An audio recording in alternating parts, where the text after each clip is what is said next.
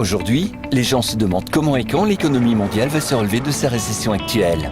Même si personne ne peut prédire l'avenir, les utilisateurs d'eToro recommandent de rechercher des informations en observant comment les marchés ont réagi aux épidémies précédentes. Par le passé, après une crise initiale due à une épidémie, les marchés ont mis environ 6 mois pour rebondir.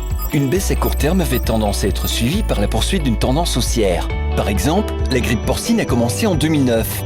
6 mois plus tard, le S&P 500 a augmenté de 18% et, en un an, il était en hausse de 35%. Bien que les rebonds passés ne permettent pas de prédire ce qui va se passer maintenant, ils peuvent faire la lumière sur ce qui pourrait nous attendre. Vous souhaitez obtenir plus d'informations ? Sur eToro, vous pouvez consulter, poser des questions et comparer les stratégies de plus de 10 millions d'utilisateurs du monde entier. Participez à la conversation. Sur eToro, le leader mondial des réseaux de trading social.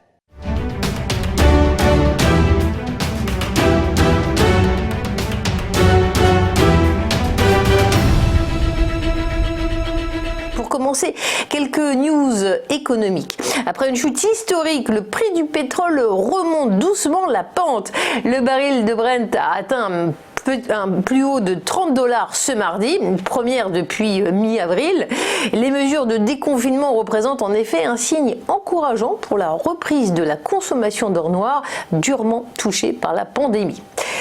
L'assureur AXA s'attend à un impact significatif de la pandémie de coronavirus sur son activité et ses résultats cette année, après avoir enregistré une croissance soutenue de ses ventes au premier trimestre dans tous ses métiers. Au cours du trimestre clos fin mars, le chiffre d'affaires de l'assureur s'est établi à 31,7 milliards d'euros, en baisse de 9% sur un an, à la suite notamment de la cession de sa filiale américaine Equitable Holdings.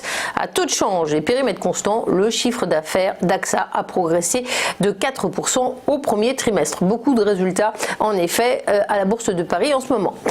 Fiat Chrysler Automobile a accusé une perte de 1,8 milliard de dollars au premier trimestre. Il renonce à sa prévision de bénéfices pour l'année en raison de l'impact de la crise du coronavirus qui affecte la production et les ventes. Le groupe italo-américain, qui a signé en décembre un accord de fusion à 50 milliards de dollars avec PSA pour donner naissance au 4e constructeur automobile mondial, a toutefois réaffirmé son engagement dans ce projet en dépit de ce contexte inattendu et sans précédent. Le déficit de la balance commerciale des États-Unis s'est creusé en mars à 44,4 milliards de dollars en raison d'une baisse record des exportations. Ces statistiques reflètent évidemment le ralentissement des flux mondiaux d'échange de marchandises liés à la pandémie.